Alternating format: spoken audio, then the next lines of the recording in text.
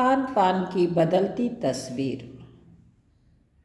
पिछले 10-15 वर्षों में हमारी खान पान की संस्कृति में एक बहुत बड़ा बदलाव आया है।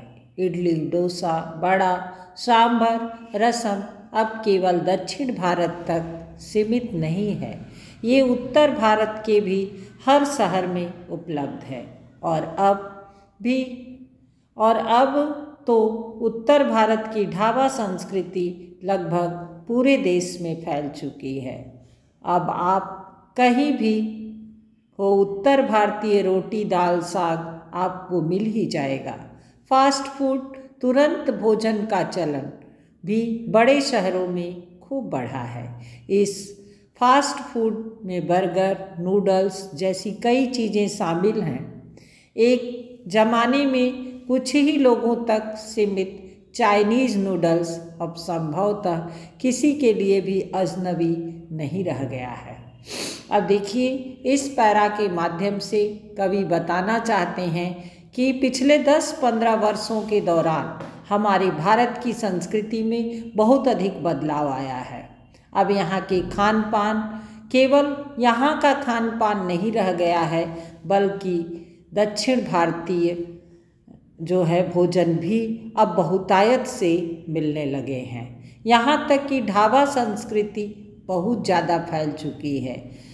ज़्यादातर लोग घर में खाना नहीं बना रहे हैं, बल्कि बाहर का खाना और फास्ट फूड, नूडल्स जो 1 मिनट में बन सकता है, ऐसे भोजन को शामिल कर लिए हैं। ये जो है लेखक को बड़ा ही आश्चर्य में डालने वाली बात समझ में आ रही है, और इसीलिए उन्होंने यह समझाने का प्रयास किया है।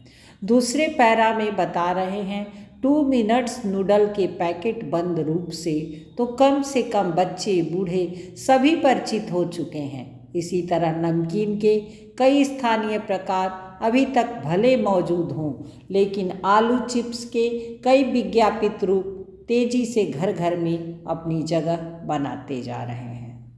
इस पैरा में कवि बता रहे हैं कि 2 मिनट में बनने वाला नूडल्स जो है पैकेट बंद रूप में अब बाजार में मिल रहा है, जिससे घर के सभी सदस्य, बच्चे ही नहीं बड़े बूढ़े भी परिचित हो गए हैं। वो भी समझ गए हैं और खाने लगे हैं। तो और नमकीन का तो आप बात ही नहीं करिए। नमकीन तो जो आलू का चिप्स है उसके कई प्रचार आते हैं, जिससे और घर घर में लोग उसका जगह बना लिए हैं। कई चीज़ें लोग पसंद करने लगे हैं नमकीन के, जो प्रचारित हैं और घर घर में मिलने लगा है। पहले घर में बनाए जाते थे, लेकिन अब लोग मार्केट से ले करके वही प्रयोग में लाने लगे हैं। तीसरा पैरा है गुजराती ढोकला, गाठिया भी अब देश के कई हिस्सों में स्वाद लेकर खाए जाते हैं। और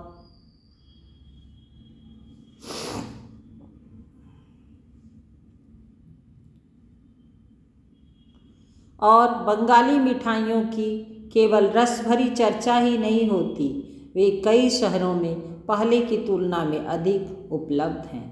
यानी स्थानीय व्यंजनों के साथ ही अब अन्य प्रदेश के व्यंजन भी, पकवान भी प्रायः हर क्षेत्र में मिलते हैं, और मध्यम वर्गीय जीवन में भोजन विविधता अपनी जगह बना चुकी है। मतलब भोजन जो हमारे भारतीय थे, जो प्राचीन समय के थे, अब वे नहीं रह गए हैं, बल्कि अनेक प्रकार के भोजन शामिल हो गए हैं, जो कि अपना शामिल ही नहीं हुए हैं, बल्कि वे जगह बना लिए हैं, ऐसा लेखक बताते हैं। अगले पैरा में देखिए, कुछ चीज़ें और भी हुई हैं। मसलन अंग्रेजी राज तक तो ब्रेड केवल साहबी ठिकानों तक सीमित थे। मतलब जो बड़े लोग थे, जो रईस लोग थे, उन्हीं के घर में बस ब्रेड का प्रयोग किया जाता था, वह कस्बों तक। लेकिन अब क्या हो गया है, अब यह कस्बों तक, गांवों तक पहुंच चुकी है, और नाश्ते के रूप में लाखों करोड़ों घरों में सेकी तली जा रही है। खान पान की इस बदलती हुई संस्कृति में लेखक बताते हैं कि खान पान की इस बदलती हुई संस्कृति में सबसे अधिक प्रभावित नई पीढ़ी हुई है, जो पहले के स्थानीय व्यंजनों के बारे में बहुत कम जानती है, पर कई व्यंजनों के बारे में बहुत कुछ जानती भी है। स्थानीय व्यंजन भी तो अब घटकर कुछ ही चीज़ों तक सीमित रह गए हैं। बम्बई की पाव भाजी और दिल्ली के छोले कुलचों की दुनिया पहले की तुलना में बड़ी ज़रूर है, पर अन्य स्थानीय व्यंजनों की दुनिया में छोटी हुई है। जानकर ये भी बताते हैं कि मथुरा के पेड़ों और आगरा के पेठे नमकीन में अब वह बात कहाँ रही, यानी जो चीज़ें बची भी हुई हैं उनकी गुणवत्ता में फ़र्क पड़ा है। फिर मौसम और ऋतुओं के अनुसार फलों खाद्यान्नों से जो व्यंजन और पकवान बना करते थे, उन्हें बनाने की फुर्सत भी अब कितने लोगों में को रह गई है। अब गृहिणियों या कामकाजी महिलाओं के लिए खरबूजे के बीज सुखाना, छिलना और फिर उनसे व्यंजन तैयार करना सचमुच दुस्साध्य हो गया है, मतलब कठिन हो गया है। लेखक बताते हैं कि इस समय आज के युग में जो महिलाएं हैं वो भी कार्यरत हैं, उनके पास भी फुर्सत नहीं है, तो फिर वो जो प्राचीन समय में चलता था, खरबूजे का बीज निकालो, फिर उसको धूप में धोइए, फिर सुखाइए, फिर उससे व्यंजन तैयार किए जाते थे। तो यह सब काम करने के लिए अब किसी के पास उतना समय भी नहीं है। यानी हम पाते हैं कि एक ओर तो स्थानीय व्यंजनों की कमी आई है, दूसरी ओर वे ही देसी विदेशी व्यंजन अपनाए जा रहे हैं जिन्हें बनाने पकाने में सुविधा हो। जटिल प्रक्रियाओं वाली चीज़ें तो कभी कभार व्यंजन में उपस्थित हो रहे हैं, कभी कभार ही उनको तैयार किया जाता है। अब शहरी जीवन में जो भागम भाग है उसे देखते हुए यह स्थिति स्वाभाविक लगती है। फिर कमर तोड़ महंगाई ने भी लोगों को कई चीज़ों से धीरे धीरे वंचित किया है। जिन व्यंजनों में बिना मेवों के स्वाद नहीं आता, उन्हें बनाने पकाने के बारे में भला कौन 4 बार नहीं सोचेगा। मतलब यहाँ बताए हैं कि कुछ आर्थिक मंदी के वजह से भी चीज़ें हमारे प्राचीन समय की जो बनती थी वो नहीं बन पा रही है, क्योंकि मेवा पड़ता था, उसमें ड्राई फ्रूट, सूखे मेवे और महंगे महंगे जो है ड्राई फ्रूट्स डाले जाते थे, तो उसके बिना उस व्यंजन को कौन बनाने को सोचेगा। लोगों को अच्छा ही नहीं लगेगा, स्वाद ही नहीं आएगा, इसलिए वह भोजन कोई बनाना ही नहीं चाह रहा है। आगे देखिए, खान पान की जो एक मिश्रित संस्कृति बनी है, इसके अपने सकारात्मक पक्ष भी हैं। गृहिणियों और कामकाजी महिलाओं को अब जल्दी तैयार हो जाने वाला विविध व्यंजनों की विधियां उपलब्ध हैं। नई पीढ़ी को देश विदेश के व्यंजनों को जानने का सुयोग मिला है, भले ही किन्हीं कारणों से और किन्हीं खास रूपों में, क्योंकि यह भी एक सच्चाई है कि ये विविध व्यंजन इन्हें निखालिस रूप में उपलब्ध नहीं है। निखालिस का अर्थ होता है सुविधाजनक रूप में। और यहाँ पर इस पैरा में कवि बता रहे हैं कि खान पान की जो मिश्रित संस्कृति बनी है उसका सकारात्मक पक्ष यह है कि लोग, जो गृहिणियाँ हैं, वह तुरंत तैयार होने वाला व्यंजन वो बना लेती हैं और देश विदेश का जो भी भोजन है उनको क्षण भर में मोबाइल के द्वारा जानकारी मिल जाती है और उसको वो सुविधाजनक रूप से वो बना लेती हैं। तो एक ये भी कारण है कि खान पान की जो है संस्कृति बदल गई है। आगे पैरा में बताया गया है, आज़ादी के बाद उद्योग धंधों, नौकरियों, तबादलों का जो एक नया विस्तार हुआ है, उसके कारण भी खान पान की चीज़ें एक प्रदेश से दूसरे प्रदेश में पहुंची हैं।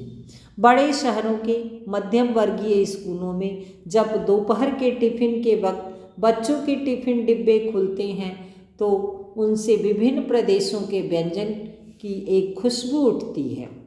हम खान पान से भी एक दूसरे को जानते हैं। इस दृष्टि से देखें तो खान पान की नई संस्कृति में हमें राष्ट्रीय एकता के लिए नए बीज भी मिल सकते हैं। बीज भली भांति तभी अंकुरित होंगे जब हम खान पान से जुड़ी हुई दूसरी चीज़ों की ओर भी ध्यान देंगे। मसलन हम उस बोली, बाणी, भाषा, भूषा आदि को भी किसी न किसी रूप में ज़्यादा जानेंगे जो किसी खान पान विशेष से जुड़ी हुई है। इसी के साथ ध्यान देने की बात यह है कि स्थानीय व्यंजनों का पुनरुद्धार भी जरूरी है, जिन्हें अब एथनिक कहकर पुकारने का चलन बढ़ा है। ऐसे स्थानीय व्यंजन केवल 5 सितारा होटलों के प्रचारार्थ नहीं छोड़ दिए जाने चाहिए। 5 सितारा होटलों में वे कभी कभार मिलते रहे पर घरों बाजारों से गायब हो जाए, यह तो एक दुर्भाग्य ही होगा। अब लेखक यहाँ बताते हैं कि ऐसा नहीं होना चाहिए कि जो हमारे प्राचीन समय के भोजन थे वह केवल होटल और रेस्टोरेंट में ही मिले, घरों में पूरी तरह से गायब हो जाए। अच्छी तरह बनाई पकाई गई पूड़ियाँ, कचौड़ियाँ, जलेबियाँ भी अब बाज़ारों से गायब हो रही हैं। मौसमी सब्जियों से भरे हुए समोसे भी अब कहाँ मिलते हैं। उत्तर भारत में उपलब्ध व्यंजनों की भी दुर्गति हो रही है। मतलब अब जो हमारे विभिन्न प्रकार के फसल हैं और उनसे जो सब्जियां उगाई जाती हैं उन सभी सब्जियों से भरे समोसे भी अब नहीं मिलते हैं, बल्कि वो अलग तरह से बने हुए बाज़ार में उपलब्ध हो रहे हैं जिसको हम लोग खा रहे हैं। प्राचीन समय में क्या होता था कि घर की बनी सब्जी से ही समोसे बनाए जाते थे। तो लेखक इस पे दुख व्यक्त किए हैं और वो कहना चाहते हैं कि ऐसा नहीं करना चाहिए। घर की सब्जियों से भी घर में जैसे पहले बनते थे हमारे व्यंजन, उसको भी खाना चाहिए। अचरज नहीं कि पहले उत्तर भारत में जो चीज़ें गली मोहल्लों दुकानों में आम हुआ करती थी उन्हें अब खास दुकानों में तलाशा जाता है। यह भी एक कड़वा सच है कि कई स्थानीय व्यंजनों को हमने तथाकथित आधुनिकता के चलते छोड़ दिया है और पश्चिम की नकल में बहुत सी ऐसी चीज़ें अपना ली है जो स्वाद, स्वास्थ्य और सरसता के मामले में हमारे बहुत अनुकूल नहीं है। मतलब कभी यहाँ कहते हैं कि जो चीज़ें हमने अपनाई है वह शायद मेरे स्वास्थ्य के लिए अच्छा नहीं है। अनुकूल न होना मतलब अच्छा नहीं है। हो यह भी रहा है कि खान पान की मिश्रित संस्कृति में हम कई बार चीज़ों का असली और अलग स्वाद नहीं ले पा रहे हैं। अक्सर प्रतिभोजों और पार्टियों में एक ढेरों चीज़ें रख दी जाती है, उनका स्वाद गड़बड़ होता रहता है, मतलब मिश्रित हो जाता है, वो समझ में नहीं आता है। गड़बड़ मतलब मिल जाता है एक दूसरे से, वो समझ में नहीं आता है कि ये किसका स्वाद कैसा है। खान पान की मिश्रित या विविध संस्कृति हमें कुछ चीज़ें चुनने का अवसर देती है। हम प्रायः लाभ नहीं उठा रहे हैं। हम अक्सर एक ही प्लेट में कई तरह के और कई बार तो बिल्कुल विपरीत प्रकृति वाले व्यंजन परोस लेना चाहते हैं। इसलिए खान पान की जो मिश्रित विविध संस्कृति बनी हुई है और लग यही रहा है कि यही और अधिक विकसित होने वाली है, उसे तरह तरह से जांचते रहना चाहिए।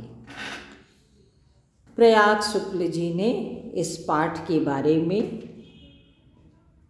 यही समझाने का प्रयास किया है इस पाठ के माध्यम से कि हमारी मिश्रित संस्कृति जो है वो कहीं लाभदायक है तो कहीं नुकसानदायक भी है। अब आइए इस निबंध से आधारित कुछ प्रश्न दिए गए हैं जिसको मैं समझाती हूँ। सबसे पहला प्रश्न है, खान पान की मिश्रित संस्कृति से लेखक का क्या मतलब है। जैसा कि मैंने आपको वीडियो में भी बताया है कि खान पान की मिश्रित संस्कृति से तात्पर्य है कि जो हमारे सभ्यता में खान पान का चलन है, जो लोग खा रहे हैं इस समय, वह क्या दिया है, लेखक का क्या मतलब है, वो बताना चाहते हैं कि खान पान की मिश्रित संस्कृति, लेखक का मतलब है देसी विदेशी व्यंजनों का मेल जोल, अर्थात स्थानीय व्यंजनों और पकवानों का महत्व रखते हुए देश के अन्य भागों के व्यंजनों और पकवानों को अपनाना। मेरे घर कहते हैं कि मेरे घर कुछ ही दिन पहले उत्तर भारतीय रोटी दाल साग पूड़ी खाई जाती थी, अब इनके साथ दक्षिण भारतीय व्यंजन इडली डोसा सांभर बड़ा खाया जाता है। समय की कमी को देखते हुए fast food burger noodles pizza भी खाया जाता है, कभी कभी ऐसा भी होता है। दूसरा प्रश्न है, खान पान में बदलाव के कौन से फायदे हैं, फिर लेखक इस बदलाव को लेकर चिंतित क्यों है। अब बदलाव मतलब परिवर्तन का क्या लाभ मिल रहा है लोगों को, ये लेखक इसको लेकर के चिंतित क्यों हैं, चिंता में क्यों पड़े हुए हैं।